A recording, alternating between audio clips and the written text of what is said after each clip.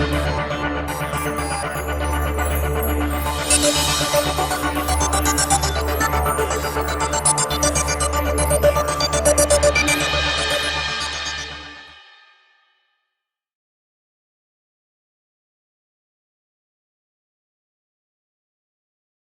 Now will see preferential issue.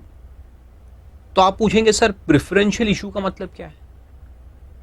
तो बहुत simple सी चीज है, जब हम अपने लोगों को छोड़ के किसी और को प्रेफरेंस दे तो उसको कहते हैं प्रेफरेंशियल इशू। बैठा था मैं एयरपोर्ट पे और एक ही सीट थी, मैं बैठा था आराम से, वाइफ खड़ी थी, ठीक है।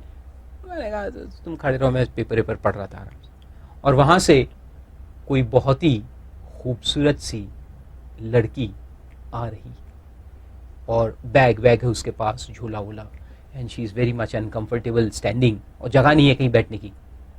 तो मैंने कहा oh please have a seat. तो बीवी क्या कहेगी आप सोच सकते हैं। इतनी देर से मैं खड़ी थी, दिख नहीं रहा था, और कोई दूसरी आई तो सीट दे दी, है ना। तो इसको कहते हैं प्रेफरेंशियल अलॉटमेंट। सिर्फ एग्जाम्पल था, मैं ऐसा कभी नहीं करता। तो देखो प्रेफरेंशियल अलॉटमेंट यहां कौन, तो यहां घर वाले कौन और बाहर वाले कौन आप कहेंगे, तो मैं बताता हूं। घर वाले ने अपने शेयर होल्डर्स, तो अभी हमने क्या देखा, राइट ऑफर। तो राइट ऑफर क्या कहता है, कंपनीज एक्ट क्या कहता है कि if the company wants to increase its capital, if the company wants to increase its capital, it should offer the shares to the existing shareholders in proportion of the shares already held by them. This is called as a right offer, है ना, या right of preemption भी कहते हैं इसको। यानी existing shareholders का right है कि अगर further shares आने वाले हैं तो वो उनको पहले मिले, करेक्ट। ये होता है राइट्स ऑफर। अच्छा, दूसरा होता है पब्लिक ऑफर। तो पब्लिक ऑफर कैसे होता है कि हम कंपनी में रेजोल्यूशन पास करते हैं कि राइट ऑफर की जगह let us go to the public. अगर बहुत ज्यादा पैसा चाहिए और उतना पैसा हम लोगों प्रेजेंट शेयर होल्डर में ताकत नहीं है लाने का, तो फिर अपन पब्लिक ऑफर में जाते हैं। पब्लिक ऑफर को प्रेफरेंशियल कहेंगे क्या? नहीं, public offer is not preferential. अगर मैं सीट पे से वैसे ही उड़ गया हो कि बहुत सारे लोग खड़े, मैं उड़ गया, तो वो प्रेफरेंशियल ऑफर नहीं होगा, कोई भी आके बैठ सकता है, जनरल पब्लिक। तो public offer is public offer, right is to existing shareholders, public offer is to general public. ये दोनों के अलावा अगर हमने कुछ रखा है तो उसको हम कहते हैं प्रेफरेंशियल ऑफर। यानी कि प्रैक्टिकल में कैसे होता है कि हमें टेक्नोलॉजी चाहिए, तो हम एक फॉरेन कंपनी से टेक्नोलॉजी ले रहे हैं और उसके बदले उनको हम कुछ शेयर्स ऑफर करेंगे, तो उसको कहेंगे प्रेफरेंशियल ऑफर। या कुछ लोगों को खास बुलाया हमने, मिस्टर ए, बी एंड सी को खास बुलाया और कहा कि हमारी कंपनी आपको शेयर्स ऑफर करना चाहती है, are you ready to purchase? तो ये हुआ प्रेफरेंशियल ऑफर। यानी कुछ लोगों को खास बुला करके उनको अगर हम ऑफर देंगे एग्जिस्टिंग शेयर होल्डर्स को छोड़ के और पब्लिक ऑफर को भी छोड़ के, तो उसको हम क्या कहेंगे? Preferential offer. तो प्रेफरेंशियल ऑफर का मेन पॉइंट क्या है? प्राइसिंग। किस प्राइस पे आप दे रहे हैं ये चेक करना बहुत जरूरी है। नहीं तो क्या होगा कि जो डायरेक्टर्स है वो उनके भाई बंधु लोगों को बुलाएंगे, उनको शेयर्स ऑफर कर देंगे बिल्कुल सस्ते में, एट चीप प्राइसेस, तो कंपनी का नुकसान होगा और उनका फायदा होगा। ये ना हो, ये अलाउड नहीं है, ऐसा करना अलाउड नहीं है। तो इसलिए ये पूरे गाइडलाइंस में जो मेन चीज अपन देखेंगे वो है प्राइसिंग। अगर आप बाहर वाले को ऑफर कर रहे हैं तो उसका प्राइस क्या होना चाहिए, ये मेन पॉइंट है इस पूरे चैप्टर का। So let's see. सबसे पहले स्टार्टिंग में सेक्शन 70 में लिखा है कि the provisions of this chapter shell not apply where the preferential issue of equity shares is made to the following। यानी प्रेफरेंशियल मैंने क्या कहा, कुछ लोगों को अलग से बुला के ऑफर करना, है ना। तो उसमें ये जो है ये भी प्रेफरेंशियल ही है, कुछ बाहर वाले लोगों को हम ऑफर कर रहे हैं, लेकिन ये गाइडलाइन यहां पे एप्लीकेबल नहीं है क्योंकि ये पॉइंट्स और दूसरे गाइडलाइंस में कवर्ड है, इसलिए यहां कवर्ड नहीं होंगे। तो इसमें कौन कौन है देखो। नंबर 1 है pursuant to conversion of loan or convertible debt instruments into shares, यानी conversion of debentures into shares. तो उसको ये गाइडलाइन लगाएंगे क्या? नहीं। और वो भी यहाँ लिखा है sub section 3 and 4 of section 81 of the Companies act 1956। तो इसमें क्या होता है, कंपलसरी कन्वर्जन का एक पॉइंट है। अगर हमारा डिबेंचर्स हमारे डिबेंचर्स गवर्नमेंट के पास या फाइनेंशियल इंस्टीट्यूशंस के पास होते हैं, ये याद आ रहा है कुछ आईपीसीसी में पढ़ा था, तो उनके पास एक पावर है कि वो अपने डिबेंचर्स को शेयर्स में कन्वर्ट कर सकते हैं कंपलसरीली। गवर्नमेंट हमको नोटिस दे देगा कि हमने हमारे डिबेंचर शेयर में कन्वर्ट कर दिए एट दिस प्राइस भी वो डिटरमिन करेंगे। तो इसलिए फिर ये वाले गाइडलाइंस वहां एप्लीकेबल नहीं रहेंगे। तो सबसेक्शन 3 यानी अपने वॉलंटरी कन्वर्जन, जहां कंपनी कन्वर्ट करती है कन्वर्टिबल डिबेंचर्स को, और सबसेक्शन 4 यानी गवर्नमेंट का कन्वर्जन है, कंपलसरी कन्वर्जन होता है। Then pursuant to scheme of amalgamation, amalgamation में जो शेयर्स का अलॉटमेंट होता है वो अमालगमेशन स्कीम में उसका प्राइस डिटरमिन होता है, नॉट अंडर दीज गाइडलाइंस। तो अमालगमेशन लिख दो, 391 to 394 का मतलब है अमालगमेशन। और तीसरा पॉइंट लिखा है rehabilitation package. Sikh industrial companies के अंदर जो रिहैबिलिटेशन पैकेज बनता है, तो उसमें जो शेयर्स का अलॉटमेंट प्राइस रहता है वो BIFR डिसाइड करता है, और एक एजेंसी होती है उसकी, रिकंस्ट्रक्शन एजेंसी, वो डिसाइड करता है। तो उसको भी फिर ये वाले गाइडलाइंस हम अप्लाई नहीं करेंगे।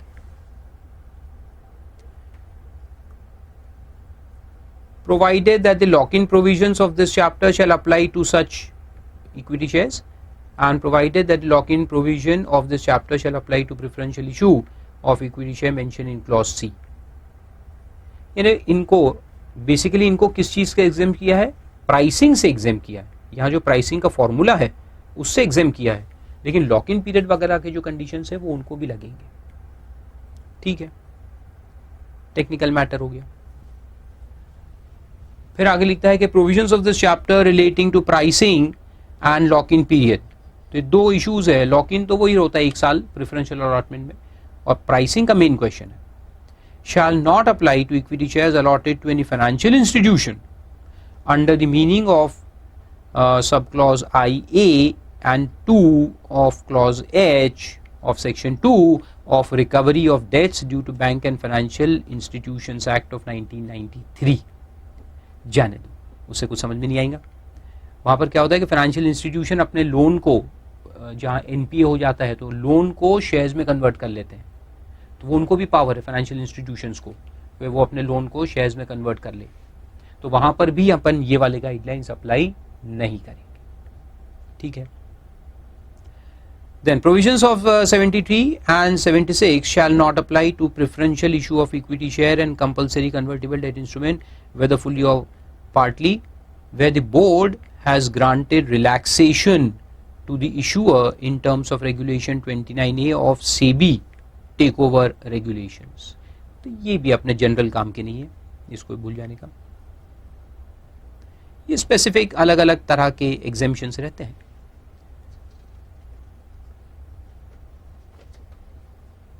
और एक म्यूचुअल फंड को भी एग्जेम्पशन दिया है, 72(2) and 78(6) shall not apply to preferential issue of specified security where the proposed allotee is a mutual fund registered with the board or an insurance company under IRDA। फिर एक exception आता है, conversion of debt into equity under strategic debt restructuring scheme। Vijay Mallya तो देखो भाग गया है, लेकिन उसकी कंपनी, उसके बेचारे जो लेंडर्स है, जो बैंक्स है, जो डेट ओनर्स है, डिबेंचर होल्डर्स, वो क्या करेंगे? तो उनके लिए डेट रिस्ट्रक्चरिंग प्रोग्राम होता है।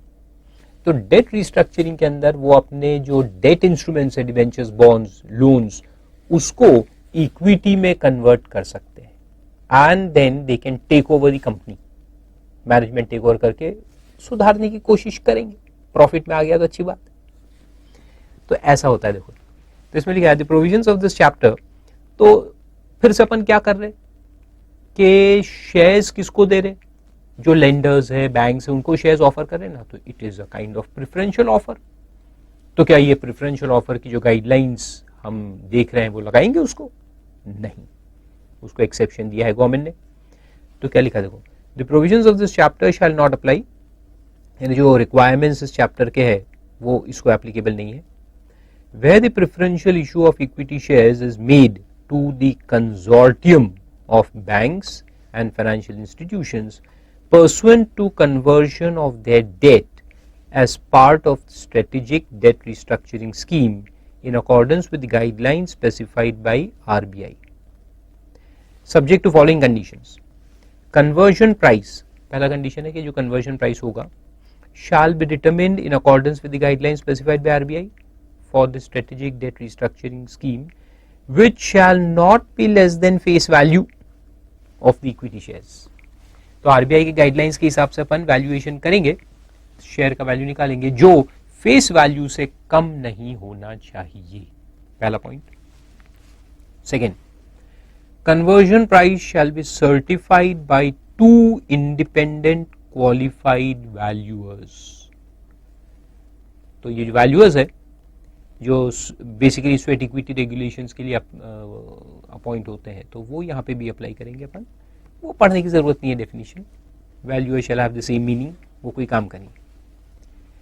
Then equity shares so allotted shall be locked in for a period of 1 year. 1 year के लिए इस पे लॉक इन पीरियड लगेगा from the date of trading approval, provided that for the purpose of transferring the control, the consortium of banks and financial institutions may transfer their shareholding to an entity before completion of the lock-in period, subject to continuation of the lock-in period for the remaining period of time. तो अगर कोई entity को control देने के लिए, क्योंकि banks के पास shares तो आ जाएंगे, बैंक थोड़ी कंट्रोल करेगा, तो बैंक क्या करता है कि एंटिटी फिर क्रिएट करता है और अपने शेयर्स फिर उसको ट्रांसफर करता है for the purpose of control of this company. तो उस एंटिटी को ट्रांसफर किया जा सकता है, लेकिन जो बैलेंस लॉक इन पीरियड है वो उसको लगता रहेगा. और आखिरी में दिया है कि applicable provisions of the Companies Act 2013 are complied with, including this requirement of special resolution.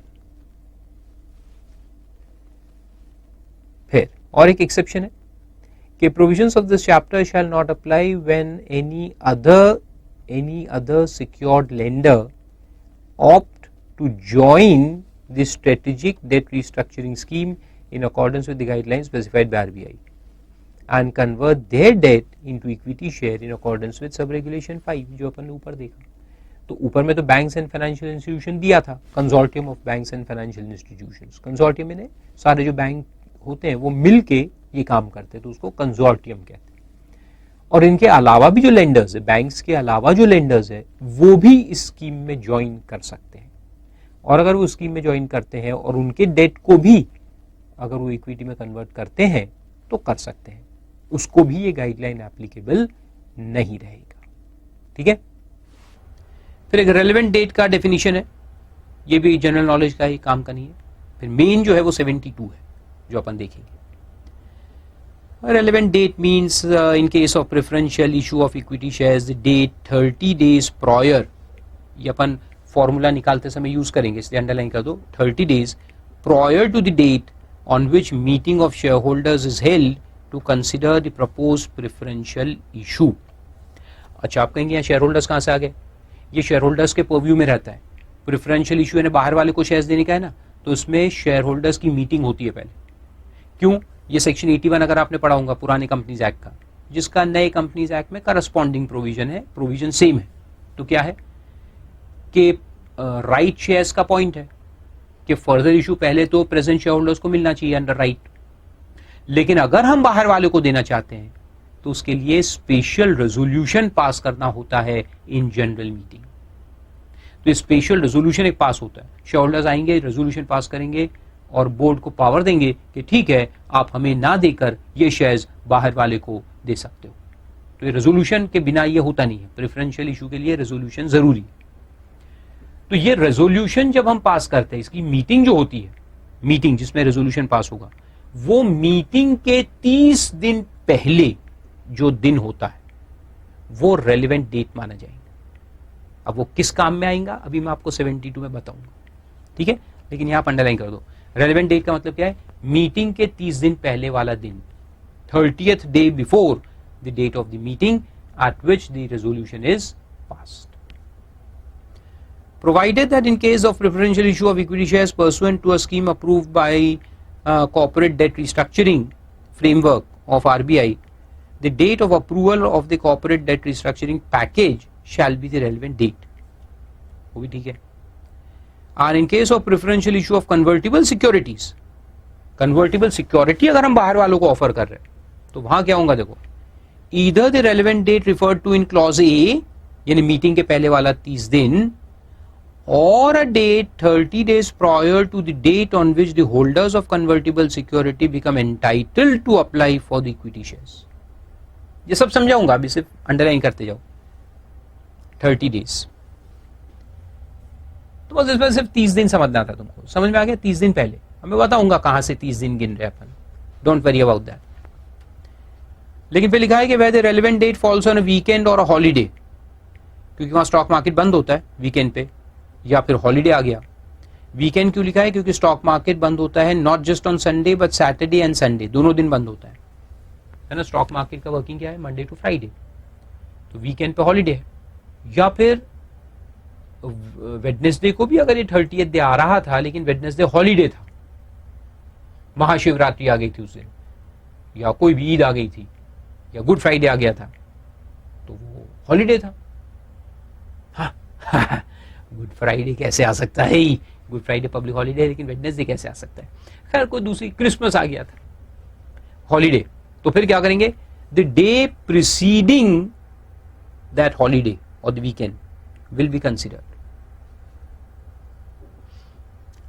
अच्छी बात है. फिर एक छोटा सा सेक्शन देखते हैं 71A और फिर 72 पे चलेंगे. फ्रीक्वेंटली ट्रेडेड शेयर्स का एक डेफिनेशन है. तो क्या लिखता है? For the purpose of chapter, frequently traded shares means the shares of an issuer in which the traded turnover को अंडरलाइन करो, on any stock exchange during the 12 calendar months preceding the relevant date is at least 10% of the total number of shares of such class of shares of the issuer. 10% trading volume होना चाहिए, तो उसको frequently traded shares कहेंगे. 10%, यानी अगर आपके total 100 shares listed है तो 100 में से अगर 10 शेयर का भी ट्रेडिंग हो रहा है 12 महीने के अंदर, तो उसको फ्रीक्वेंटली ट्रेडेड कहेंगे. 10%. Provided that where the share capital of a particular class of shares of the issuer is not identical throughout such period, not identical throughout, यानी ये अगर 12 महीने में हमारे 100 शेयर लिस्टेड है, यानी हमने 12 महीने में कोई फ्रेश इशू लाया नहीं या कोई रिडेम्पशन नहीं किया, कुछ नहीं, तो 12 महीने तक बराबर 100 चल रहे हैं. पहले भी 100 थे, 100 ही थे, तो फिर अपन सीधा 10% देखेंगे. और अगर वो एक जैसे नहीं है, मान लो कि एक साल पहले 12 महीने पहले हमारे 50 शेयर ही थे, फिर बीच में हमने इशू लाए थे तो बढ़ गए, फिर कुछ रिडीम किए कम हो गए, तो ऐसे भी हो सकता है ना. शेयर्स एक जैसे नहीं हो सकते, वो कम ज्यादा भी हो सकते because of fresh issue, because of redemption. तब क्या करेंगे? वेटेड एवरेज देखेंगे. नंबर ऑफ डेज को मल्टीप्लाई करेंगे नंबर ऑफ शेयर्स से, तो वेटेड एवरेज पे निकालेंगे और फिर उसका 10% देखेंगे. ठीक है, सिंपल. अब आ जाओ 72 पे, जो मेन इसका रेगुलेशन है.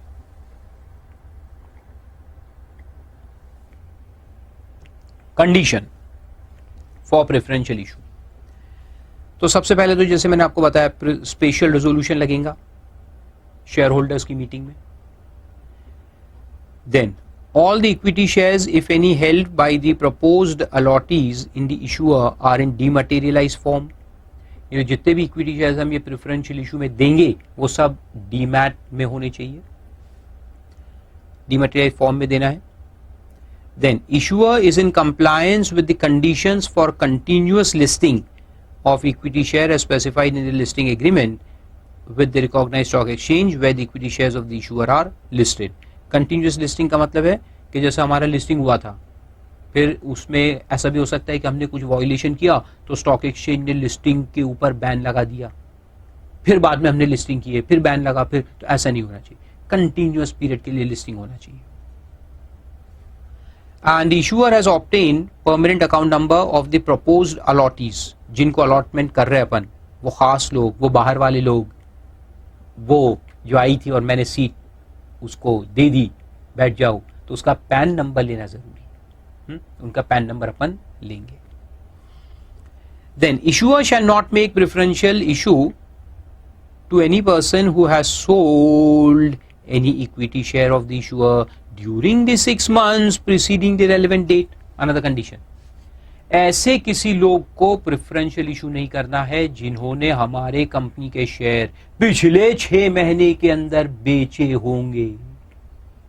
यानी क्या कि पुरानी गर्लफ्रेंड को सीट नहीं देना जिसने पिछले 6 महीने में आपको डिच किया था. बाकी कोई लड़की आई पहली बार देखी उसको सीट दे दो, वो चलता है. लेकिन ये गर्लफ्रेंड उसने अपने को 3 महीने पहले डिच करके गई और अब उसको अपन प्रेफरेंशियल शेयर्स अलॉट कर रहे हैं. नो नो नो, बिल्कुल नहीं. Then provided that in respect of preferential issue of equity shares and compulsory convertible debt instruments, ये debt instruments भी जाते हैं, बताऊंगा मैं सब ये, whether fully or partly, the board may grant relaxation from the requirement of this sub-regulation, यानी 6 महीने वाला जो है, if the board has granted relaxation in terms of 29A of takeover regulations to such preferential allotment. यानी क्या कि पुरानी girlfriend आके बहुत रोई, गिड़गिड़ाई, तुमसे प्रार्थना की कि मुझे प्लीज रख लो प्रिय, क्या बोलते हैं ना, मेरे माय लॉर्ड, मुझे मत छोड़ो, मुझे माफ कर दो, बहुत गिड़गिड़ाई, तो उसको वहां रिलैक्सेशन दिया अपन ने, तो फिर यहां भी दे सकते हैं. ठीक है, काम का नहीं है. Explanation. Where any person belonging to promoters or the promoter group has sold his equity shares during the 6 months preceding the relevant date, the promoters and promoter group shall be ineligible for allotment of shares on preferential basis. Then where any person belonging to promoter or promoter group has previously subscribed to warrants of an issuer but failed to exercise the warrants, the promoter or promoter group shall be ineligible for preferential allotment for a period of 1 year from, for a period of 1 year को underline कर लो, ineligible for 1 year from the date of expiry of the tenure of the warrants due to non-exercise of the warrant or the date of cancellation of the warrants as the case may be. ये बात समझ में नहीं आई होंगी, समझा देता हूं. ये वारंट मैंने आपको पहले भी समझाया. वारंट क्या होता है? It is a document which entitles you to purchase some shares or securities of the company. Share purchase करने के लिए एंटाइटलमेंट होता है वारंट. तो कंपनी ने वारंट इशू किया था आपको, ठीक है, मैंने कहा देखो किसको, प्रमोटर्स को. ये बाकी शेयर होल्डर की बात नहीं कर रहा अपन, प्रमोटर्स की बात. तो हमारे जो प्रमोटर्स है उनको हमने कुछ वारंट्स इशू करके रखे थे कि आप है ना तो 6 महीने में कंपनी के फर्दर शेयर्स खरीद सकते हो. अब 6 महीने का टेन्योर था, उसने नहीं खरीदे, वारंट लैप्स हो गया. खरीदना था, नहीं खरीदा, वारंट लैप्स हुआ. अब वारंट अगर लैप्स हुआ है तो उससे 1 साल तक इस प्रमोटर को हम प्रेफरेंशियल शेयर्स इशू नहीं कर सकते. यानी क्या, वो दोस्त तुम्हारी जिसको तुमने ऑफर दिया था, उसे कहा था मैं 6 महीने में सोच के बताऊंगी, और उसने नहीं बताया, उसे कुछ नहीं कहा, तुमने 50 फोन लगाए, उसने फोन भी नहीं उठाए, और फिर वो ऑफर लैप्स हो गया, 6 महीने खत्म हो गए. फिर वो भागती दौड़ती आई, मुझे माफ कर दो प्रिय. बिल्कुल नहीं करेंगे. 1 साल तक उसको प्रेफरेंस नहीं देंगे कोई भी किस्म का. तो समझना, 1 ईयर कहां से गिनेंगे? From the expiry of the tenure of the warrant, यानी जैसे 6 महीने वारंट का टाइम था वो एक्सपायर हो गया ड्यू टू नॉन एक्सरसाइज, तो वहां से 1 साल तक उसको हम कोई प्रेफरेंस नहीं देंगे. या फिर date of cancellation of the warrant, उसने खुद ने कहा कि नहीं चाहिए वारंट, कैंसिल कर दो, तो वहां से 1 साल तक उसको प्रेफरेंशियल अलॉटमेंट नहीं हो सकता. फिर उसमें डिस्क्लोजर्स क्या क्या देने हैं वो देखते हैं अपन. 73. The issuer shall, in addition to disclosures required under section 173 of the Companies Act 1956 or any other applicable law, तो इसका corresponding जो Companies Act 2013 है वो अपने को देखना पड़ेगा. Disclose the following in explanatory statement to the notice. जो नोटिस जाता है AGM या EGM का जो नोटिस है उसमें जो एक्सप्लेनेटरी स्टेटमेंट देना पड़ता है, ये IPCC में पढ़ा था अपन ने, AGM फिर उसका एक्सप्लेनेटरी स्टेटमेंट देना पड़ता है ना, स्पेशल बिजनेस के लिए, गुड। तो वो एक्सप्लेनेटरी स्टेटमेंट के अंदर ये सारे पॉइंट्स भी देने पड़ेंगे। तो देखो, propose for passing special resolution, क्या क्या, the objects of preferential issue, object क्या है, क्यों हम दे रहे प्रेफरेंशियल इशू, क्यों कर रहे। Then the proposal of promoters, directors or key managerial personnel of the issuer to subscribe to the offer, यानी ये प्रेफरेंशियल इशू में हमारे प्रमोटर्स, डायरेक्टर्स या की मैनेजरियल पर्सन जो है वो कितना सब्सक्राइब करने वाले हैं, यानी उनको अगर फायदा है तो कितना होने वाला है वो मालूम होना चाहिए। Then shareholding pattern of the issuer before and after the preferential issue, before and after, पहले अभी कितना है और प्रेफरेंशियल इशू हो जाने के बाद जो अपना पैटर्न रहेगा, यानी किसके पास कितने शेयर्स होंगे परसेंटेज होल्डिंग में, वो डिस्क्लोज करेंगे। जैसे कि हम डिस्क्लोज करेंगे कि अभी हमारे मैनेजिंग डायरेक्टर के पास 12% शेयर्स है और प्रेफरेंशियल इशू के बाद उसके पास 16% होने वाले हैं, तो डिस्क्लोज करो, शेयर होल्डिंग पैटर्न उसको कहते हैं। Then the time within which the preferential issue shall be completed, technical matter. Then the natural persons who are the ultimate beneficial owners, natural persons यानी जिंदा लोग, मैं, ठीक है, फारूक हक, अंबानी, ये सब जो है natural persons who are the ultimate beneficial owners of the shares proposed to be allotted and or who ultimately control the proposed allottees, यानी अगर अलॉटमेंट कॉर्पोरेट्स को होने वाला है, हमारी कंपनी अलॉटमेंट एक कॉर्पोरेट को करने वाली है, XYZ लिमिटेड को अलॉटमेंट होगा, तो वो XYZ लिमिटेड में अल्टीमेट शेयर होल्डर कौन है, फारूक हक है। यानी अपनी कंपनी जो XYZ को प्रेफरेंशियल शेयर्स अलॉट करेगी उसका अल्टीमेट बेनिफिशियल ओनर कौन है, फारूक हक ही है ना, because Farooq Haq owns majority shares of that company and that company is taking our shares under preferential offer. यानी अल्टीमेटली ये इसका बेनिफिट जो है वो फारूक हक को जाने वाला है।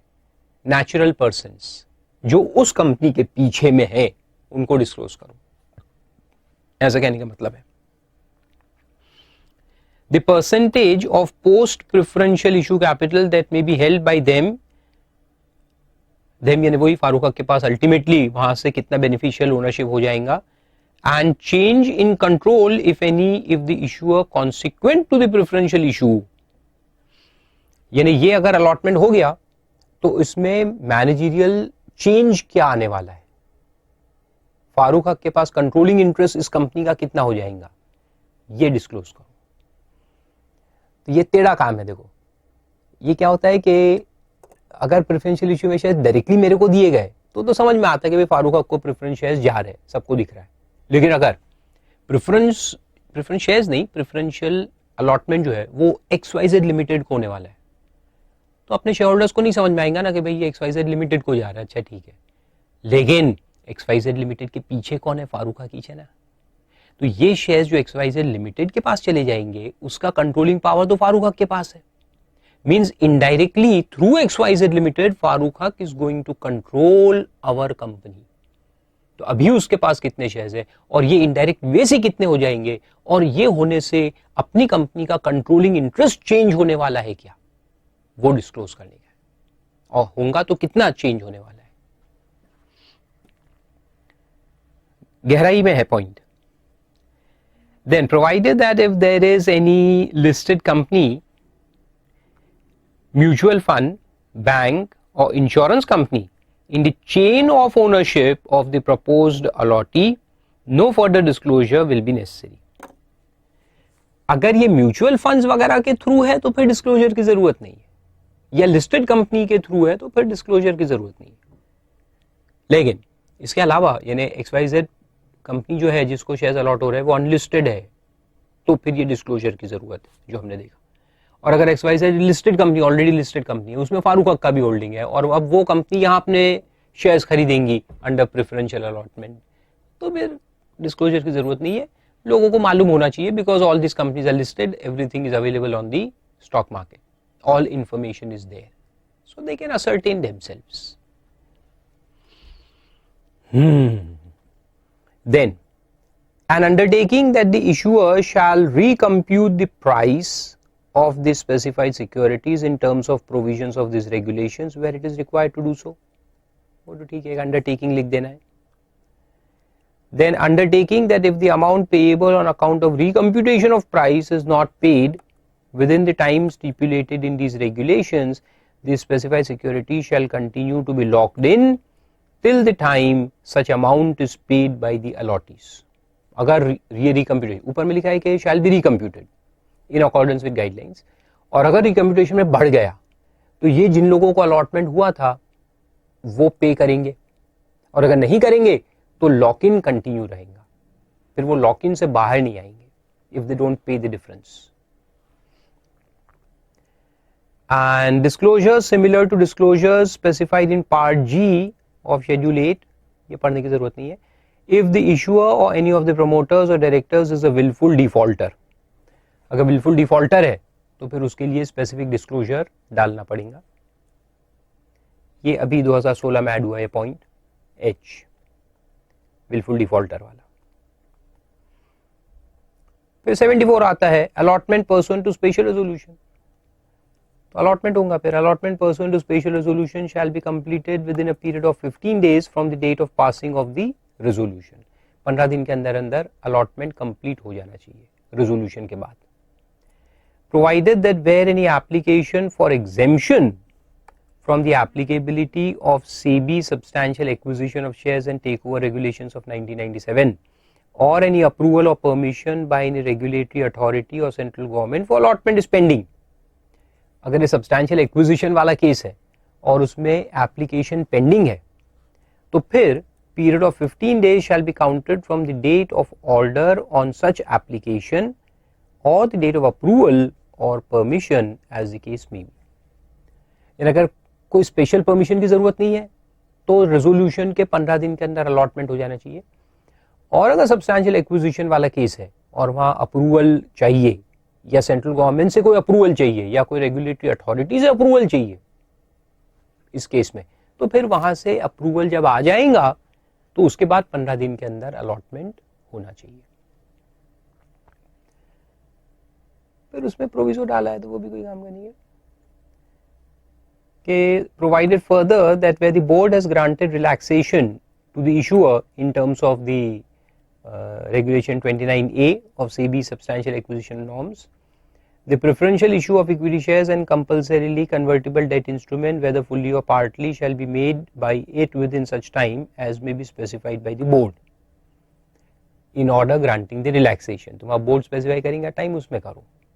Provided further that requirement of allotment within 15 days shall not apply to allotment of specified securities on preferential basis pursuant to a scheme of corporate debt restructuring.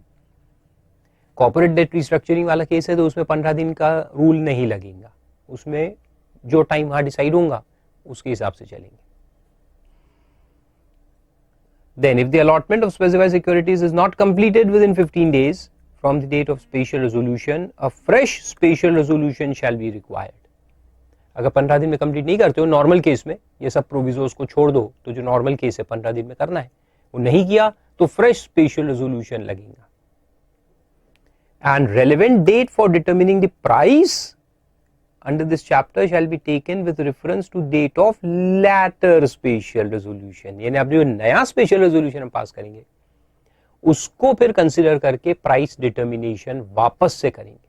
तो अपन देखा ना वो इतने हफ्ते पहले का जो देखना पड़ता है तो वो दोबारा से कैलकुलेट होगा.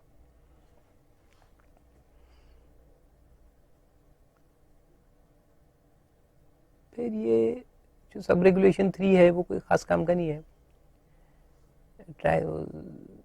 टेक ओवर नॉर्म्स, और अगर वो लग गया तो फिर उसमें क्या करना है तो उसको छोड़ दो आप, उसको डिटेल में कोई क्वेश्चन नहीं पूछने वाला. प्रोविजो को भी छोड़ दो. लास्ट में पॉइंट है बस allotment shall only be made in dematerialised form. ये तो सबको मालूम ही है, demat is compulsory and the requirement for allotment in demat form shall also be applicable for the equity shares to be allotted pursuant to exercise of option attached to warrant or conversion of convertible securities. Warrant को exercise करके जो shares allot होते हैं या convertible securities में जो allotment है वो भी डीमैट में ही होना चाहिए। फिर टेन्योर है, तो टेन्योर तो सिंपल है, shall not exceed 18 months from the date of their allotment. कौन से वाले? Convertible security. अगर कन्वर्टिबल सिक्योरिटी हम दे रहे हैं तो उसको 18 महीने में कन्वर्ट करना ही पड़ेगा, मैक्सिमम 18 मंथ्स के अंदर कन्वर्ट करने का। अब देखो सब अपन देख रहे हैं, लेकिन अभी तक आपको बहुत सी चीज समझ में नहीं आई होगी, क्योंकि मैंने अभी तक लॉजिक नहीं समझा है। अब अपन लॉजिक पे आएंगे। 76 मोस्ट इंपॉर्टेंट मार्क कर दो, प्राइसिंग। अब आए मेन पॉइंट, और वो सब समझा तो आपको, कन्वर्टिबल भी बोला, शेयर्स भी बोला, वो 1 महीने पहले 30 दिन कुछ तो भी बोला था। तो ये सब क्या बोला है, सबका रेलेवेंस अब समझ में आएगा। तो देखो 76 क्या कहते हैं, now concentrate. If the equity shares of the issuer have been listed on a recognized stock exchange for a period of 26 weeks or more, 26 weeks or more। अब 26 वीक्स जो बोला है ना, इसका मतलब एक्चुअली आधा साल। साल के कितने वीक्स होते हैं? 52, 52 हफ्ते होते हैं ना, तो उसके आधे यानी 26, यानी आधा साल भी आप उसको पकड़ के चल सकते हो। फिर सबका लॉजिक बताऊंगा मैं। तो 26 वीक्स और more as on the relevant date the equity shares shall be allotted at a price not less than higher of the following, not less than higher of the following, underline करो, not less than higher of the following। तो ये जो दिए है देखो ए और B, इनमें से जो ज्यादा होगा वो लेंगे, और वो जो ज्यादा है वो मिनिमम प्राइस होना चाहिए, उससे कम में हम प्रेफरेंशियल ऑफर नहीं कर सकते। आए समझ? 2 फिगर्स निकालेंगे, दोनों में से जो हायर होगा वो लेंगे, और उससे कम में इशू नहीं हो सकता। वो प्राइस पे होना चाहिए, या उससे ज्यादा में हो सकता है, उससे कम नहीं होना चाहिए। तो देखो अपन देखते हैं, फिर लॉजिक बताता हूं, बहुत सिंपल, फिर एक बार में पूरा समझ में आ जाएगा। द एवरेज, एक क्लॉज देखो बड़ा इंटरेस्टिंग है, average of weekly high and low of the volume weighted average price of the related equity share quoted on the recognized stock exchange during the 26 weeks preceding the relevant date।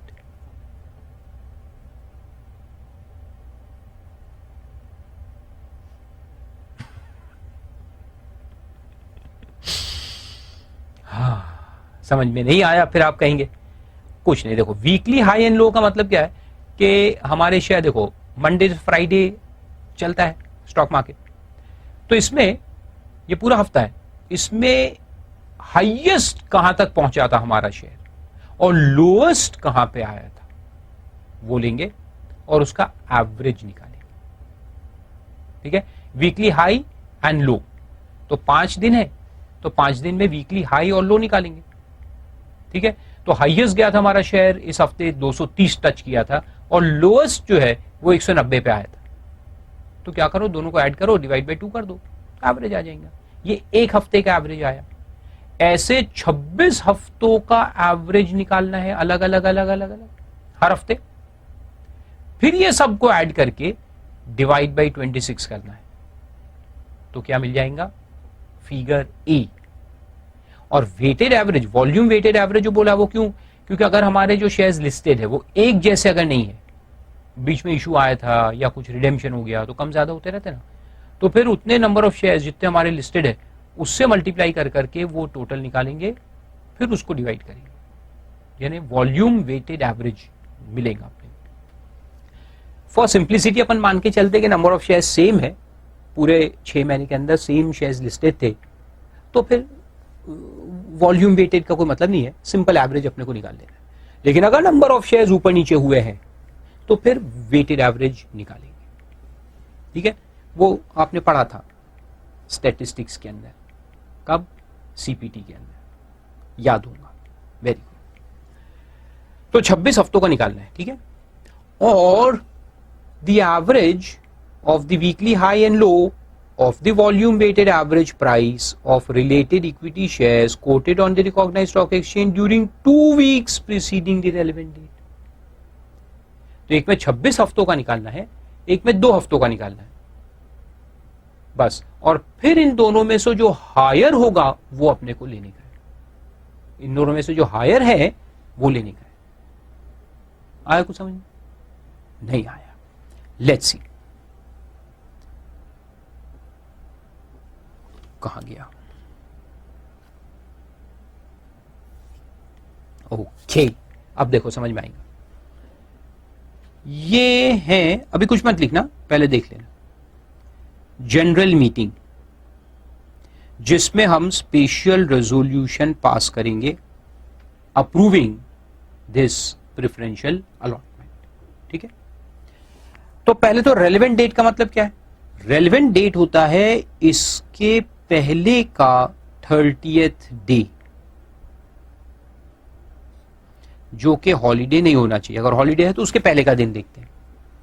समझ में आया? तो मान लो कि ये 30 जनवरी है, तो 30 जनवरी का 30 दिन पहले वाला कौन सा होगा? 1 जनवरी, है ना? तो वो दिन आएगा। This is called as a relevant date. ये है RD, रेलेवेंट डेट। जिस जनरल मीटिंग में रेजोल्यूशन पास हो रहा है उसके पहले का 30वां दिन, 30th डे, ये क्या आया? रेलेवेंट डेट आ गया। अब क्या करेंगे कि अगर हमारे शेयर पिछले 6 महीने से लिस्टेड है, पुराने पिछले 26 महीनों में लिस्टेड है, यानी कई साल पुरानी कंपनी है और 2-4 साल से लिस्टेड है, तो फिर ठीक है, बहुत अच्छी बात है। अब हमको क्या करना है कि 2 बातें निकालनी है कि यहां से जो 26 हफ्ते हुए हैं, 26 वीक्स,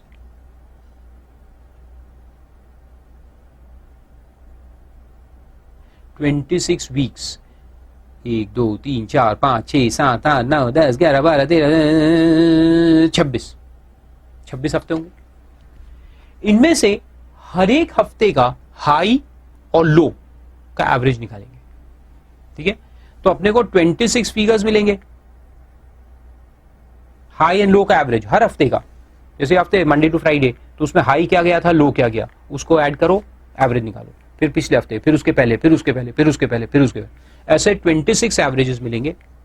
फिर ये 26 जो मिलेंगे अपने को, इन सब को ऐड करके डिवाइड बाय 26 करेंगे तो अपने को क्या मिलेगा? एवरेज। 26 हफ्तों का एवरेज मिलेगा, ये निकाल लेंगे। ये अगर आया 270 रुपए 270 पर शेयर। फिर क्या करेंगे कि यहां से 2 हफ्ते लेंगे, तो एक में अपन ने 26 हफ्ते लिया और एक में सिर्फ 2 हफ्ते लिया, latest 2 weeks, last 26 weeks and latest 2 weeks, और इनका भी एवरेज निकाला तो 2 एवरेज मिले। फिर उनको ऐड करके डिवाइड बाय 2 किया तो एवरेज अपने को दोनों का एवरेज मिला, ये आया 300 रुपए। तो कभी ये कम और ये ज्यादा हो सकता है, कभी ये कम और ये ज्यादा हो सकता है। 2 फिर इनमें से लेंगे whichever is higher. So whichever is higher क्या आया? 300। तो अब लिखा है कि आपका जो प्रेफरेंशियल इशू का प्राइस रहेगा, इशू प्राइस, वो 300 रुपए या उससे ज्यादा होना चाहिए, वो 300 से कम नहीं हो सकता। आया समझे? तो पहले तो इसको लिख लो। ये एक्चुअल कैलकुलेशन है, कैसे करेंगे? 26 हफ्ते 2 हफ्ते, 26 हफ्तों का एवरेज, 2 हफ्तों का average, average of high and low of a week. तो हर हफ्ते का हाई लो निकालेंगे, एवरेज करेंगे, फिर 26 को ऐड करके डिवाइड बाय 26 करेंगे तो उसका एवरेज मिलेगा।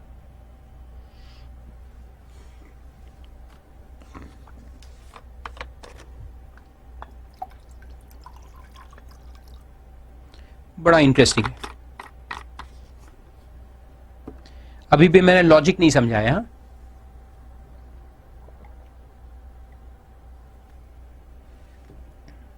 हो गया? अब लॉजिक समझो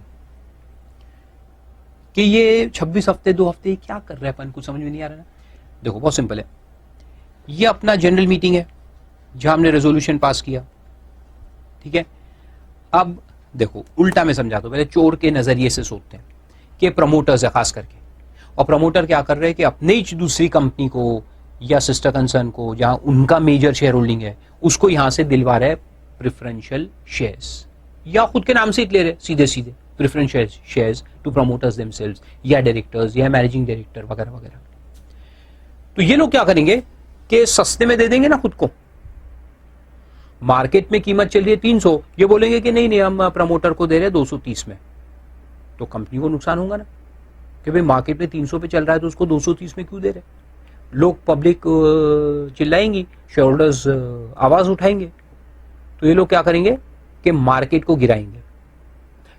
of course after all directors के हाथ में ही होता है मार्केट में ऊपर नीचे करना, कुछ ऐसी इंफॉर्मेशन डाल देंगे मार्केट में जिससे पेसिमिस्टिक व्यू पैदा हो और अपने कंपनी के शेयर्स को प्राइस गिरा देंगे। तो प्राइस गिरा के 200 पे लाएंगे, फिर कहेंगे देखो अभी 200 रुपए प्राइस चल रहा है, let's give preferential shares to directors at 200, दे देंगे। फिर पॉजिटिव इंफॉर्मेशन मार्केट में डालेंगे, फिर शेयर ऊपर चले जाएंगे 300 पे। तो ऐसा तो मैनिपुलेशन होता ही है। खैर सब पढ़े अपन ने मैनिपुलेटिव प्रैक्टिसेस नहीं करना चाहिए, लेकिन प्रैक्टिकल में तो होते ही है और कर सकते हैं। तो ऐसा ना हो इसलिए क्या लिखा है गवर्नमेंट ने कि पहले तो अपन जनरल मीटिंग के दिन को रेलेवेंट डेट नहीं मानेंगे। पहली बात तो ये बोला, इसको रेलेवेंट डेट नहीं मानेंगे क्योंकि हाँ तो आप मैनिपुलेट करके कम ज्यादा करके ले आए हो। इसके पहले का 30वां दिन जो है उसको मानेंगे, यानी 1 महीने पहले का जो दिन है उसको रेलेवेंट डेट मानेंगे। पहली बात तो ये। दूसरी बात ये कि इस दिन का जो मार्केट प्राइस है वो भी नहीं देखेंगे, इस दिन का मार्केट प्राइस नहीं देखेंगे। अपन क्या करेंगे, 6 महीने और 2 हफ्ते, यानी 26 हफ्ते और 2 हफ्ते का कंपैरिजन करेंगे। तो 26 हफ्ते का मतलब है लॉन्ग टर्म एवरेज और 2 हफ्तों का मतलब है शॉर्ट टर्म एवरेज, यानी लेटेस्ट। ये अपना लेटेस्ट पोजीशन है और ये लॉन्ग टर्म पोजीशन है 6 महीने 26 हफ्तों का। तो इनमें से जो भी ज्यादा होगा, ये अगर डायरेक्टर्स ने मैनिपुलेट किया भी होगा, मान लो उन्होंने मैनिपुलेट करके क्या करे कि प्राइस को धीरे धीरे गिरा रहे, तो 6 महीने तक तो नहीं गिराएंगे ना, अभी 1-2 हफ्ते में गिराएंगे। तो क्या होगा कि अभी का प्राइस कम आएगा लेकिन ये एवरेज ज्यादा आएगा। तो फिर ये जो एवरेज है उस पे आपको प्रेफरेंशियल अलॉटमेंट करना पड़ेगा, है ना। अच्छा चलो मान लेते कि कोई मैनिपुलेशन नहीं है, चलो दूसरी बात लेते, कोई मैनिपुलेशन नहीं, everything is as per the trend of the market. तो फिर मार्केट 2 टाइप के होते हैं, मार्केट होता है फॉलिंग या मार्केट होता है राइजिंग, है ना। अगर फॉलिंग मार्केट है, जैसे अभी कुछ समय से अपन देख रहे हैं कि markets are falling continuously due to China effect and other things, तो उसमें क्या होगा कि ये 2 हफ्ते हुए लास्ट के और ये 6 महीने हुए, तो 6 महीने का एवरेज ऊपर आएगा, 2 हफ्तों का नीचे आएगा। तो फिर ये जो प्राइस है ये अपन लेंगे। और अगर मार्केट राइजिंग वाले हैं तो राइजिंग मार्केट में क्या है कि 6 महीने हमारी कंपनी के प्राइसेस काफी कम थे लेकिन धीरे धीरे धीरे धीरे बढ़ते बढ़ते अभी बढ़े हुए हैं, तो फिर 2 हफ्तों का जो एवरेज निकालेंगे लास्ट 2 वो ज्यादा आएगा एज कंपेयर टू 6 मंथ्स। ये कम है ये ज्यादा है, तो फिर इसको लेंगे और इस पे अलॉटमेंट करने का है। यानी कोई भी केस में कंपनी को नुकसान नहीं होना चाहिए। अगर लॉन्ग टर्म एवरेज ज्यादा है तो लॉन्ग टर्म पे इशू करो, शॉर्ट टर्म एवरेज ज्यादा है तो शॉर्ट टर्म पे इशू करो, ठीक है। तो इसमें क्या होगा कि कंपनी को नुकसान नहीं होगा। अगर कंपनी का लॉन्ग टर्म ज्यादा है शॉर्ट टर्म कम है तो अपन इस पर अलॉटमेंट करेंगे, और लॉन्ग टर्म कम है शॉर्ट टर्म में ज्यादा है तो इस पर अलॉटमेंट करेंगे, तो कंपनी को नुकसान नहीं होगा। तो ये उसका लॉजिक है। आए समझ? गुड। फिर वापिस आते देखो, दूसरा पॉइंट देखते हैं। If the equity share have been listed on a recognized stock exchange for a period of less than 26 weeks, अगर हमारे शेयर अभी अभी तो लिस्ट हुए थे, 12 हफ्तों पहले तो लिस्ट हुए, तो फिर 26 लॉन्ग टर्म एवरेज फिर क्या निकालेंगे, 26 हफ्ते तो लिस्टेड ही नहीं है तो एवरेज कहां से निकालेंगे। तो वहां पे क्या बोला है देखो, the equity share shall be allotted at price not less than the higher of the following. क्या? The price at which equity shares were issued by the issuer in the initial public offer, यानी 12 हफ्तों पहले जो IPO निकाला था ना अपन ने, फिर लिस्टिंग हुआ, तो वो आईपीओ जो प्राइस पे हमने निकाला था मान लो कि 310 पे आईपीओ आया था, वो लेंगे. Then average of the weekly highs and lows of the volume weighted average of prices of relevant equity shares quoted on the stock exchange during the period the shares have been listed. तो मैंने कहा कि 12 हफ्तों से listed है, हमारे share अभी 12 हफ्ते ही हुए, तो 12 हफ्तों का एवरेज निकालेंगे, 26 की जगह 12. और तीसरा जो पॉइंट है वो सेम है, 2 वीक्स. तो यहां पे 3 चीज हो गई. एक, जो आईपीओ निकाला था अपन ने वो. दूसरा, अगर 12 हफ्तों से लिस्टेड है तो 12 हफ्तों का एवरेज, और ये आखिरी के 2 हफ्तों का एवरेज. और तीनों में से जो प्राइस हायर आएगा वो रहेगा price at which we can offer the shares under preferential issue. आए समझे? 3 चीज. आईपीओ, यानी देखो वही एग्जांपल मैं आपको बताता हूं फिर से, कि अभी हमने देखा था जनरल मीटिंग. जनरल मीटिंग के पहले का 30 दिन जो है वो relevant date, correct, 30 days before. फिर यहां से क्या हुआ कि ये 6 महीने हैं, दीज आर द 6 मंथ्स. लेकिन 6 महीने का यानी 26 वीक्स भी कह सकते हैं आप इसको, मैं 6 महीने भी कह सकता हूं.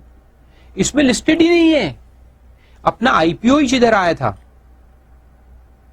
और यहां पे लिस्टिंग हुआ. आईपीओ आने के बाद लिस्टिंग होता है, और लिस्टिंग से यहां ये जो पीरियड है अभी, ये सिर्फ 12 हफ्ते ही छुए. ठीक है, तो फिर अपन प्राइसिंग कैसे निकालेंगे? पहले देखेंगे कि आईपीओ कितने पे आया था.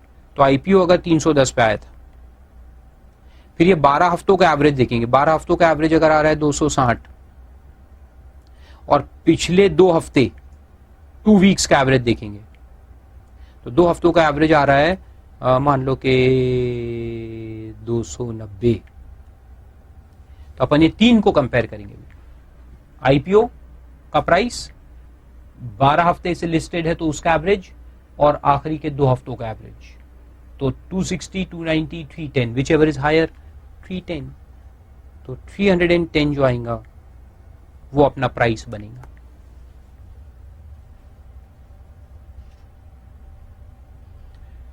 ठीक है, तो 2 बातें देखी हमने. अगर 26 वीक से ज्यादा से लिस्टेड है तुम्हारे शेयर्स, तो फिर 2 चीज देखेंगे, 26 वीक्स का एवरेज और आखिरी के 2 हफ्तों का average, whichever is higher.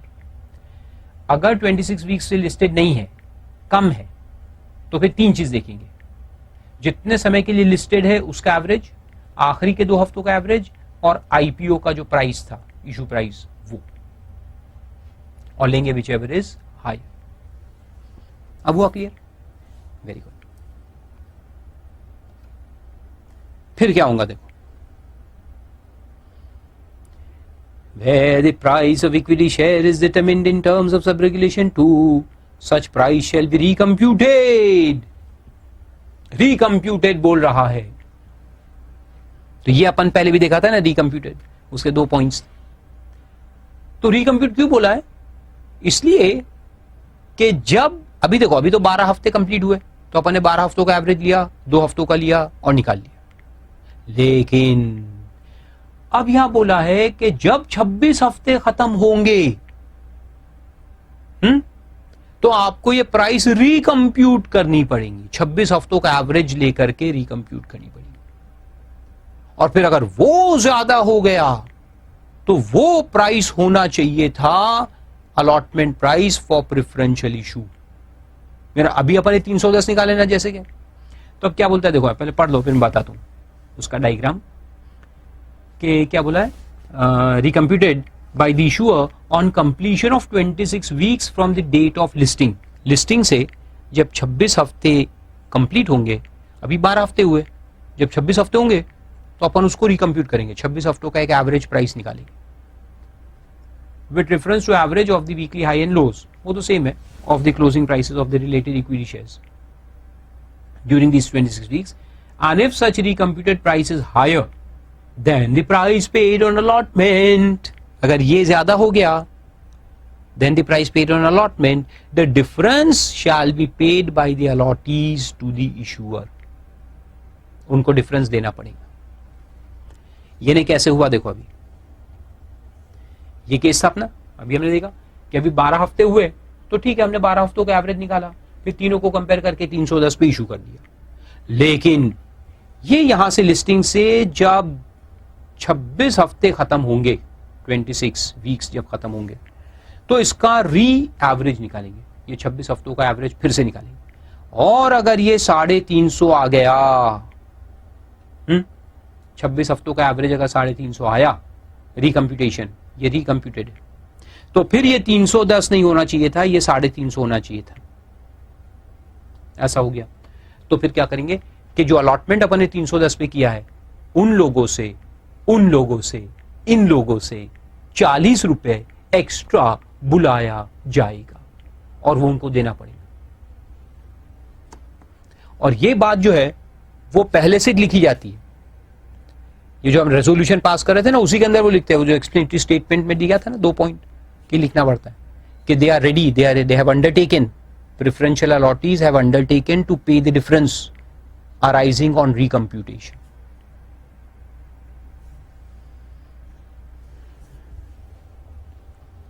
So they have to pay 40 rupees extra.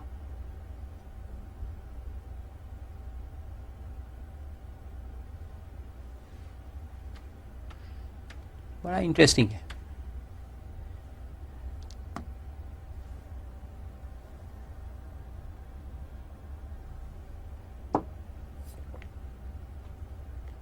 फिर आगे चलते हैं।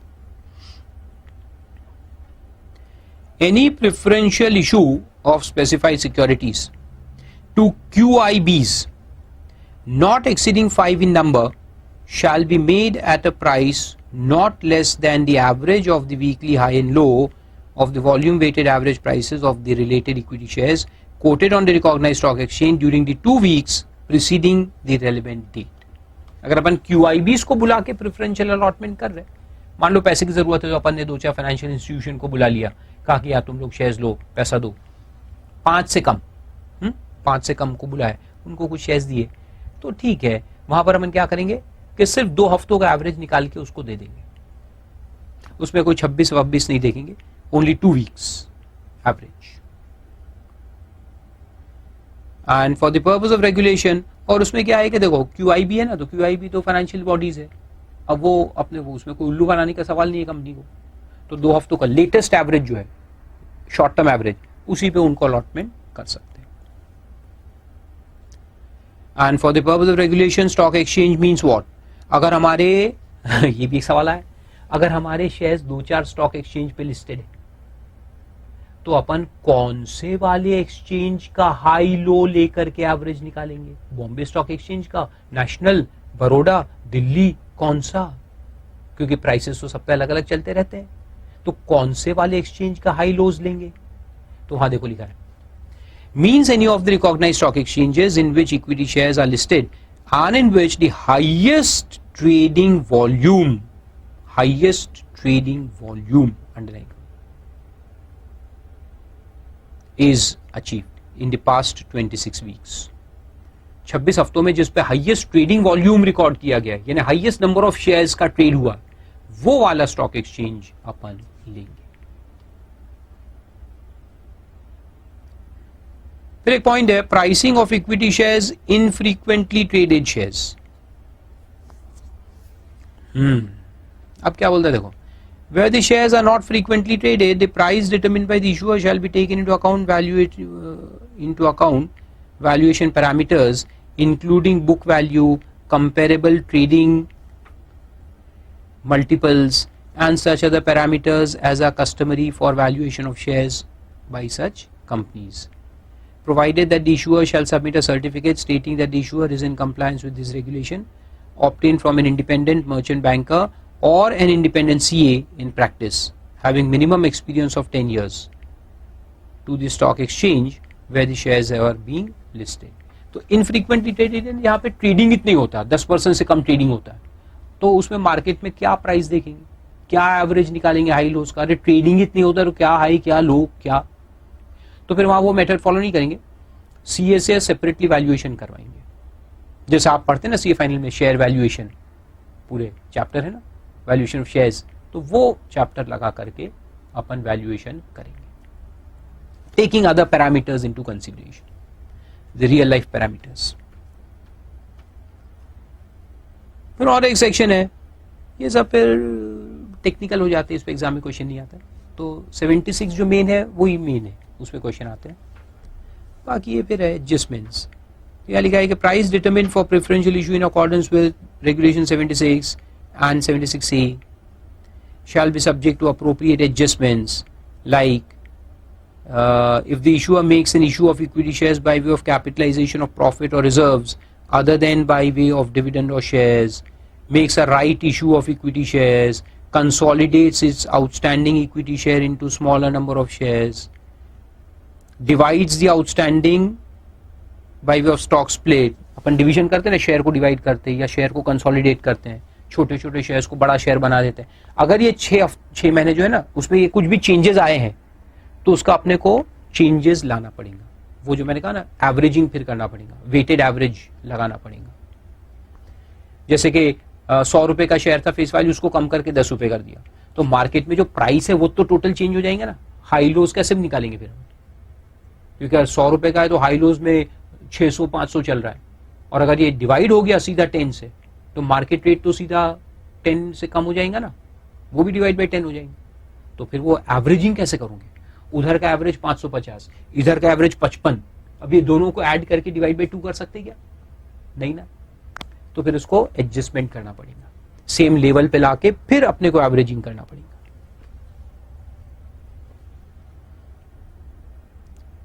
तो ऐसा है, वो कोई काम का नहीं है, छोड़ देने का उसको।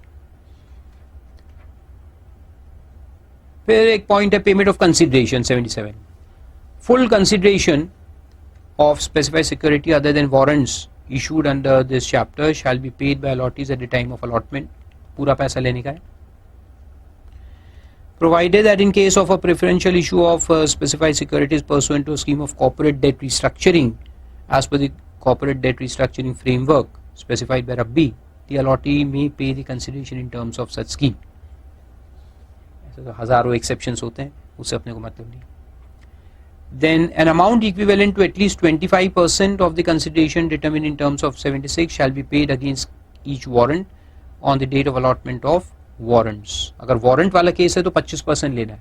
warrant यानी जहां अभी हम शेयर्स नहीं दे रहे, बाद में देंगे।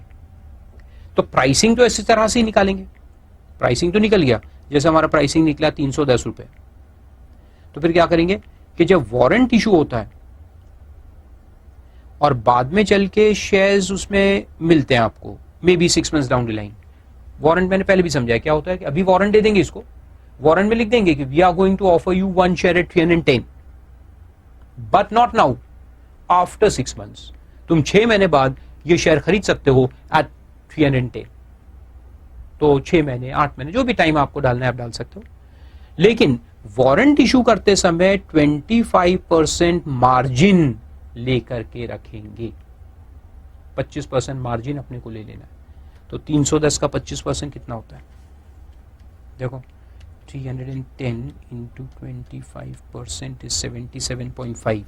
तो 77.5 रुपीज अपन लेके रख देंगे अभी, कब, मार्जिन वारंट इशू करते समय। फिर क्या होता है, दो बातें होती है। अब जब कन्वर्जन का टाइम आएगा, कन्वर्जन यानी लेने का टाइम आएगा, कन्वर्जन नहीं होता, it gives you an option to purchase. तो ये जब परचेज का टाइम आएगा तो ये आदमी देखेगा वारंट होल्डर कि उस वक्त मार्केट में प्राइस क्या चल रहा है। अगर प्राइस एकदम ही फॉल हो गया है, चाइना इफेक्ट 100 पे आ गया है शेयर, तो बोलेंगे भैया नहीं चाहिए, तुम्हारा शेयर रखो तुम्हारे पास, ही मे नॉट परचेज। तब क्या होगा कि 77 रुपीज कंपनी उसका फॉरफिट कर लेगी, margin money will be forfeited. और अगर वो कहता है कि ठीक है मेरे को शेयर चाहिए, तो फिर बैलेंस दो, बैलेंस दे करके शेयर ले लो, simple. So if he exercises the option to purchase, he will pay the balance and take the share. If he chooses not to take shares, his margin will be forfeited by the company. Simple. आगे लिखा है देखो, the balance 75% shall be paid at the time of allotment of the share, pursuant to exercise of the option, है ना? And in case the warrant holder does not exercise the option to take the shares against the warrants, the consideration paid in respect of such warrant in terms of 2 shall be forfeited by the issuer. Simple. 77 rupees उसका forfeit कर लेंगे. And the issuer shall ensure that the consideration of specified security, if paid in cash, shall be received from the respective allottee's bank account. ठीक है, पैसा आ जाना चाहिए. And the issuer shall submit a certificate of the statutory auditor to the stock exchange where the equity shares are listed, stating that the issuer is in compliance of 5, इन्हें पैसा आ गया है, and the relevant document thereof are maintained by the issuer as on the date of certification. ठीक है. फिर lock in period होता है. तो क्या बोलता है, देखो, the specified security allotted on preferential basis to promoter or promoter group, underline करो, and the equity shares allotted in pursuant to exercise of option attached to warrants issued on preferential basis to promoter or promoter group. यानी अपन directly shares दे या फिर warrant दे, लेकिन किसको दे, promoter या promoter group को अगर दिया है तो उसको लॉक इन लगता है 3 साल का. अनलाइन कर दो, 3 years from the date of trading approval granted for the specified securities or equity shares allotted in pursuant to warrant. जब वारंट कन्वर्ट होंगे शेयर्स में तब वहां से 3 साल का लॉक इन लगेगा. लेकिन फिर उसमें बोला है कि not more than 20% shell be locked in for 3 years. यानी 3 साल का जो है वो 20% तक लगाएंगे ऑफ द टोटल कैपिटल, और 20% के ऊपर होंगे तो उसको 1 year का लॉक इन लगाते. सेम एज प्रमोटर कॉन्ट्रीब्यूशन, 20% उनका कॉन्ट्रीब्यूशन रहता है ना, तो वहां अपन लगाते 3 साल, और उसके ऊपर है तो 1 साल.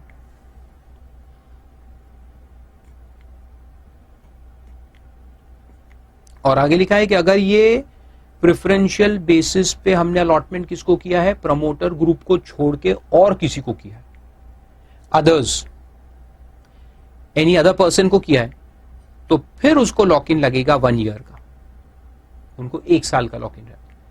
तो हमने कोलैबोरेटर को बुलाया था, टेक्नोलॉजी कोलैबोरेटर था या और कोई था जिसके साथ हमने टाइप किया था, उसको शेयर्स दिए थे, तो वहां पर लॉक इन कितना रहेगा, 1 year.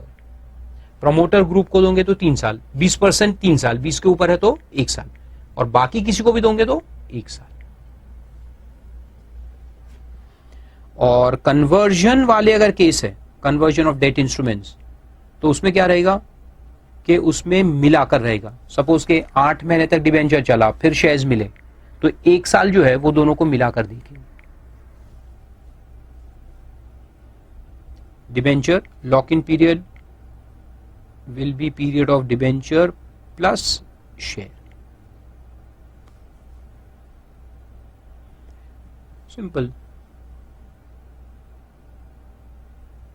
फिर एक पॉइंट है वो डेट रिस्ट्रक्चरिंग वाला, साला कोई काम का नहीं है, उसको भी 1 साल का लॉक इन लगता. फिर ये रिकैलकुलेशन ऑफ प्राइस वाला जो पॉइंट था, रिकैलकुलेशन ऑफ प्राइस है, वो 26 हफ्ते जब नहीं हुए थे, फिर बाद में हमने रिकैलकुलेट किया था, तो वहां लॉक इन कहां से शुरू होगा कि अगर वो उसका पैसा देता नहीं है, not paid till the expiry of the lock in period, इधर 1 साल तो एक्सपायर हो गया, लेकिन वो 40 रुपए जो निकालना था ना, अपने एग्जाम्पल में 40 रुपए उससे निकाले थे, वो अगर नहीं दिया उसने तो लॉक इन कंटिन्यू रहेगा. जब तक वो 40 रुपए देगा नहीं तब तक लॉक इन खत्म नहीं होगा. ऐसा है.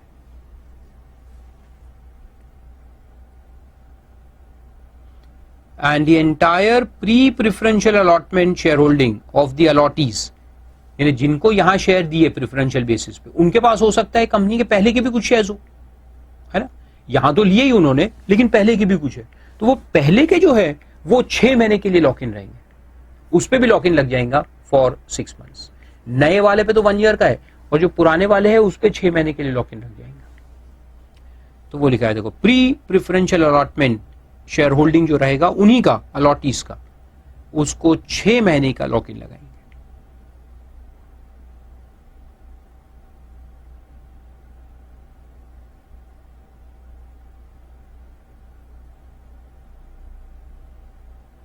फिर एक्सप्लेनेशन कोई काम का नहीं है, कभी टाइम रहा तो एक आध बार पढ़ लेना.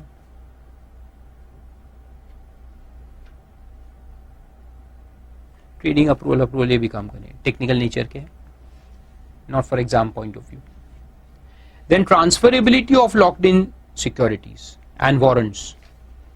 तो उसमें क्या बोलता है कि subject to provisions of SEBI so and so rules, substantial acquisition rules, specified security held by promoters and locked in terms of 1 of 78, यानी 3 साल के लिए जो है, may be transferred among promoters or the promoter group or to a new promoter or persons in control of the issuer. यानी promoter आपस में transfer कर सकते हैं, ये हमने प्रमोटर्स में देखा था पहले भी. और जो ट्रांसफरी के हाथ में शेयर्स जाएंगे तो उसको बैलेंस लॉक इन पीरियड लगेगा, और जो बाकी अलॉट किया अपन ने प्रेफरेंशियल बेसिस पे, जिसपे 1 year का लॉक इन है, 1 year वाला, shall not be transferred by allotee till the trading approval is granted for such security by all the recognized stock exchanges where the equity shares of the issuers are listed. वो भी कोई काम का नहीं.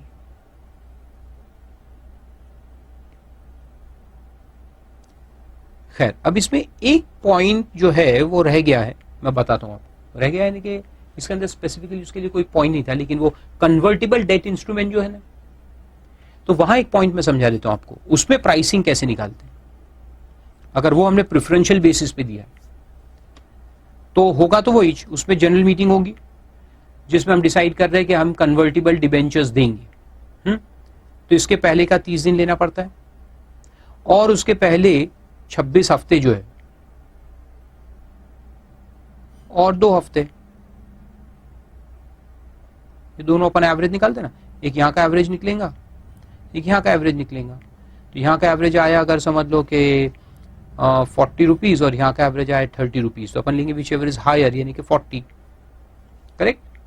ये आप pricing ऐसे निकालते ना अपन, ये निकाला, ये लिस्टेड इक्विटी शेयर्स को देखते हुए. लेकिन अब हो क्या रहा है कि यहां हमने इक्विटी शेयर देने का डिसाइड नहीं किया, यहां हमने डिसाइड किया कन्वर्टिबल डिबेंचर देने का. तो यहां पर अपन क्या दे रहे हैं, convertible debentures on preferential basis. यानी किसको दे रहे हैं, बाहर वालों को. बाहर वालों को हम कन्वर्टिबल डिबेंचर्स दे रहे हैं, किसी को खास बुला करके, और फिर कहा कि आपको 6 महीने के बाद शेयर्स में कन्वर्ट करके दे देंगे. तो फिर सवाल आया कि इसमें जो प्राइसिंग रहेगा, कन्वर्जन प्राइसिंग, डिबेंचर तो है तुम्हारा 100 रुपए का, लेकिन इसका भी कन्वर्जन प्राइसिंग निकालना पड़ता है ना, कि at what price you will convert it. तो उसमें भी ये सेम गाइडलाइंस लगाएंगे. तो इसमें जो 40 निकाला ना अपन ने, तो ये 40 बनेगा इधर कन्वर्जन प्राइस. तो ये रहेगा conversion price of debenture into shares. यानी कि कितने शेयर्स उसको हम अलॉट करेंगे, 2.5 शेयर पर डिबेंचर. 2.5 शेयर पर डिबेंचर, क्योंकि 100 रुपए को 40 से डिवाइड कर दो कितना आता है, 2.5 आता ना. यानी 2 डिबेंचर की जगह 5 शेयर देंगे उसको, एक डिबेंचर से 2.5 शेयर देंगे 40 रुपए के हिसाब से.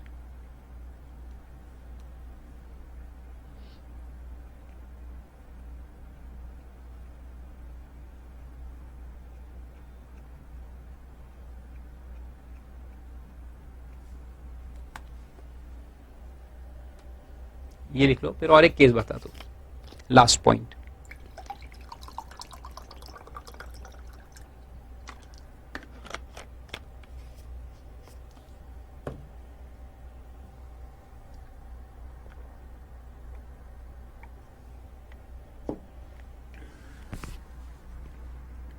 हुआ. अब देखो, एक पॉइंट मैं आपको पहले से बताते आ रहा हूं कि ये जो कन्वर्टिबल डिबेंचर्स होते हैं, इनका जो कन्वर्जन प्राइस है, ये अपन पहले से फिक्स कर सकते हैं. जैसे कि यहां हमने फिक्स कर दिया, जनरल मीटिंग में हमने फिक्स कर दिया कि what will be the conversion price. फिर अपन ने डिबेंचर्स दिए, फिर बाद में कन्वर्ट करेंगे तो ये प्राइस पे करेंगे, 40 रुपीज के हिसाब से एक शेयर देंगे, यानी 100 रुपए के 2.5 शेयर देंगे, है ना. तो ये होता है प्री डिटर्मिनेशन. और एक क्या होता है, पोस्ट डिटर्मिनेशन. ये भी तो होता है ना कि अपन अभी प्राइस ऑफ कन्वर्जन नहीं बताएंगे, जब कन्वर्जन का वक्त आएगा तब बताएंगे. करेक्ट. तो फिर उसमें प्राइसिंग कैसे लेंगे अपन, तो देखो वो भी बताता हूं. तो वो ऐसा है कि यहां हमारी जनरल मीटिंग हुई, जिसमें हमने डिसाइड किया कि हम कन्वर्टिबल डिबेंचर्स बाहर वालों को देंगे ऑन प्रेफरेंशियल बेसिस, और यहां हमने डिबेंचर अलॉट कर दिया ऑफ 100 ईच। कर दो। प्राइस डिटरमिन किया क्या कन्वर्जन का? नहीं, छोड़ देंगे उसको, डिबेंचर अलॉट करके छोड़ देंगे। फिर क्या करेंगे कि इनका जो कन्वर्जन का डेट आता है, प्रोबेबल डेट ऑफ कन्वर्जन जो होता है, वो हमने फिक्स किया है क्या किया है, 30 दिसंबर। आपने डिबेंचर इशू कब किए? मैं मान लो कि अप्रैल में इशू किया अपन ने, लेकिन उसका कन्वर्जन का डेट क्या रखा है? 30 दिसंबर। ये कन्वर्जन का डेट कि इस दिन कन्वर्जन होगा। तो इसके पहले अब इसको अपन रेलेवेंट, इससे रेलेवेंट डेट निकालेंगे। कैसे? यहां से 30 दिन पहले, 30 डेज प्रायर जो दिन आएगा, यानी 1 दिसंबर, तो ये होगा तुम्हारा रेलेवेंट डेट। फिर ये रेलेवेंट डेट से अपन कैलकुलेशन करेंगे 26 वीक्स का और 2 हफ्तों का। तो ये एवरेज निकालेंगे, लेंगे विच एवर इज हायर। तो यहां आया अगर 30 और यहां आया 25, तो हायर है 30, तो ये बनेगा फिर अपना कन्वर्जन प्राइस। तो ये 100 रुपए का इशू तो कर दिया था अपन ने, लेकिन अब कन्वर्जन प्राइस क्या निकालेंगे अपन? यही हिसाब से निकालेंगे, 30 रुपए। और फिर इनको बताएंगे कि देखो ये तुम्हारा प्राइस है 30 रुपए, अब कन्वर्ट करना है तो करो, नहीं करना तो मत करो। फिर उसको कन्वर्ट करेंगे। कन्वर्जन प्राइस आया समझे? तो लिख लो last point in preferential issue. और फिर यहां हम लेंगे इस लेक्चर में ब्रेक और फिर आगे कंटिन्यू करेंगे।